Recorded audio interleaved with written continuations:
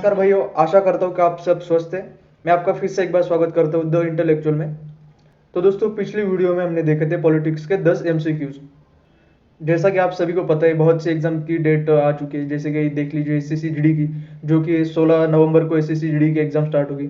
तो इसी को ध्यान में रखते हुए हम आपके लिए लेकर आ गए एमसीक्यूज की सीरीज।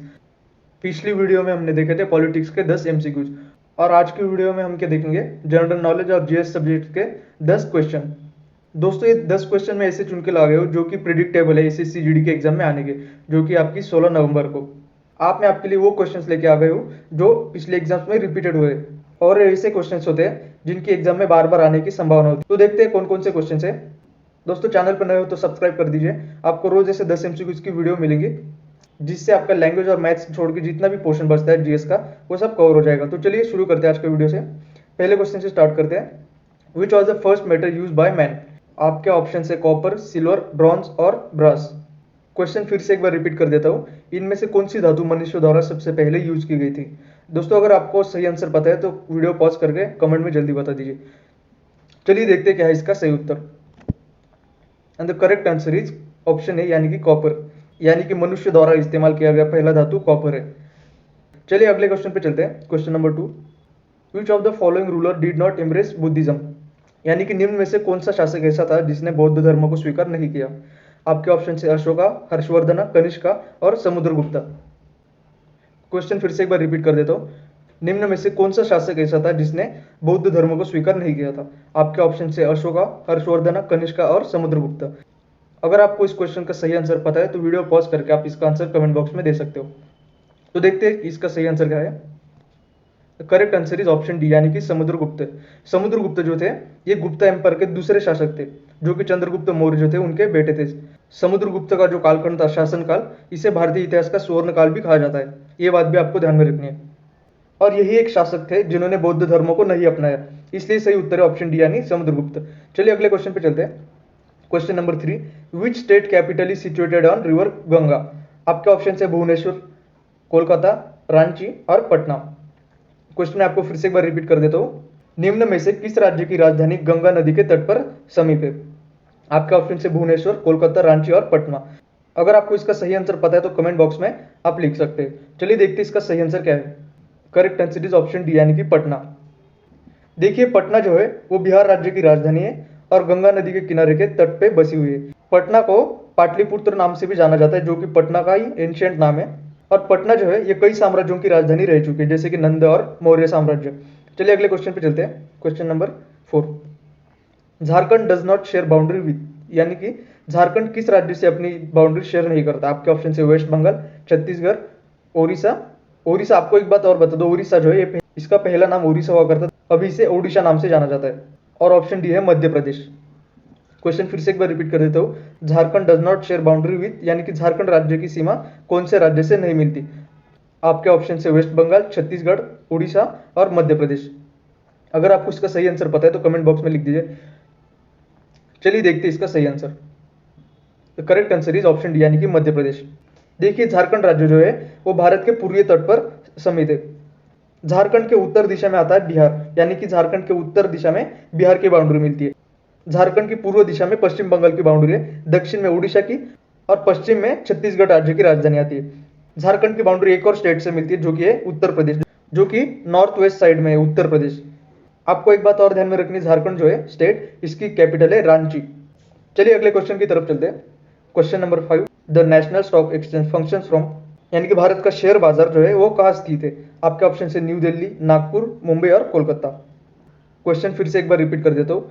भारत का शेयर बाजार कहाँ पे स्थित है? आपके ऑप्शन है न्यू दिल्ली, नागपुर, मुंबई और कोलकाता। अगर आपको इसका सही आंसर पता है तो वीडियो पॉज करके आप कमेंट बॉक्स में लिख सकते हो। देखते हैं इसका सही आंसर क्या है। Correct answer is option C, यानी कि मुंबई।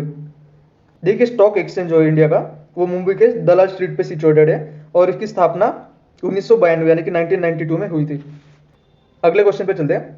क्वेश्चन नंबर 6, और tax paid by the person on whom the tax is incident is called as. आपके ऑप्शन है local tax, indirect tax, direct tax और रेट। आपको क्वेश्चन में फिर से एक बार रिपीट कर देता हूँ। किसी व्यक्ति द्वारा भुगतान किए जाने वाले कर को क्या बोला जाता है? आपके ऑप्शन है local tax, indirect tax, direct tax और रेट। चलिए देखते क्या है इसका सही आंसर। तो correct answer is option C, यानी कि डायरेक्ट टैक्स, यानी कि किसी व्यक्ति द्वारा भुगतान किए जाने वाले कर को डायरेक्ट टैक्स बोला जाता है, जिन्हें आप प्रत्यक्ष कर भी कहते हैं। इसे उदाहरण से समझते हैं। देखिए, डायरेक्ट टैक्स यानी इसे आप डायरेक्टली सरकार को भुगतान करते हैं।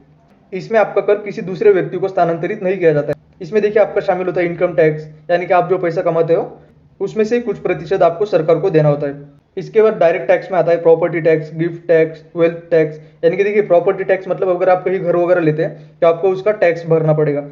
गिफ्ट टैक्स यानी क्या होता है, अगर आपको कोई महंगा गिफ्ट दे रहा है तो उसका भी आपको सरकार को टैक्स देना पड़ता है। देखिए, जैसे कि मान लीजिए जो आप केबीसी देखते होंगे, कौन बनेगा करोड़पति, उसमें जो व्यक्ति धनराशि जीतते हैं, उस 7 करोड़ जो होती है, उसमें से सरकार को 1 या 2 करोड़, मुझे एग्जैक्टली याद नहीं, पर उसमें से कुछ प्रतिशत टैक्स जो होता है वो सरकार को देना होता है।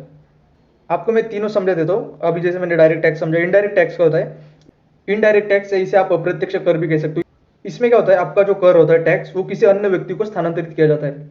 इसे एग्जांपल के तौर पे समझते हैं। देखिए, वैल्यू एडेड टैक्स ये इनडायरेक्ट टैक्स होता है, यानी कि जिसे आप वैट भी कहते हैं, जो कोई वस्तु और सेवाओं के मूल्य के साथ शामिल होता है और जिन्हें आप दूसरों से खरीदते हैं। तो वैट, ये जो टैक्स होता है, वैल्यू एडेड टैक्स, ये उन वस्तुओं पे शामिल होता है जो आप दुकान से खरीदते हो। इसमें आपका custom duty, exercise duty, sales tax, service tax, इन जैसे कर भी शामिल है। तो चलिए अगले सवाल पे चलते हैं। Question number 7, what is the maximum number of elected members in state assembly? राज्यों की जो विधानसभाएं होती है उनमें निर्वाचित सदस्यों की अधिकतम संख्या कितनी होती है? आपके ऑप्शन है 250, 300, 600 and 800। Correct answer is option D, यानी कि 500। देखिए, इसमें कंफ्यूज नहीं होना है। स्टेट असेंबली का अर्थ होता है विधानसभा, ना कि राज्यसभा। अगर आप यहाँ पे कंफ्यूज हो गए होंगे स्टेट असेंबली पढ़ के, तो स्टेट असेंबली का मतलब होता है विधानसभा। राज्यसभा को हम कहते हैं काउंसिल ऑफ स्टेट, जिसमें अधिकतम सदस्यों की संख्या होती है 250। और जो स्टेट असेंबली होती है यानी कि विधानसभा, इसमें मैक्सिमम 500 इलेक्टेड मेंबर्स हो सकते हैं। लोकसभा की कितनी होती है? लोकसभा के जो टोटल मेंबर्स होते हैं उनकी संख्या होती है 552। ये मैक्सिमम संख्या होती है। लोकसभा को हम इंग्लिश में हाउस ऑफ पीपल्स भी कहते हैं। Question number 8, which of the following is the source of income of gram panchayat? यानी कि ग्राम पंचायत जो होती है उनकी आय का स्रोत क्या है? आपके ऑप्शन है income tax, sales tax, professional tax और लेवी ड्यूटीज। क्वेश्चन फिर से एक बार रिपीट कर देता हूँ, ग्राम पंचायत की आय का स्रोत क्या होता है? तो correct answer is option D, यानी कि लेवी ड्यूटीज। देखिए, मैंने आपको पिछले क्वेश्चन में ही बताया जो इनकम टैक्स क्या होता है, सेल्स टैक्स क्या होता है। इसमें देखते हैं प्रोफेशनल टैक्स वगैरह। तो प्रोफेशनल टैक्स क्या होता है, ये उन लोगों को देना होता है जो लोग वेतन से या किसी भी व्यवसाय से आय कमाते हैं, जैसे कि डॉक्टर हो गए, वकील हो गए, उसके बाद चार्टर्ड अकाउंटेंट। इनको सरकार को प्रोफेशनल टैक्स देना होता है। जैसे कि देख लीजिए, डॉक्टर और वकील, ये जो एक प्रोफेशन है, इसलिए इनको टैक्स देना पड़ता है। लेवी ड्यूटी क्या होता है? ये एक डायरेक्ट टैक्स होता है जिसे आप डायरेक्ट सरकार को जमा करते हो। इसे जमा करने का काम कौन करती है? ग्राम पंचायत।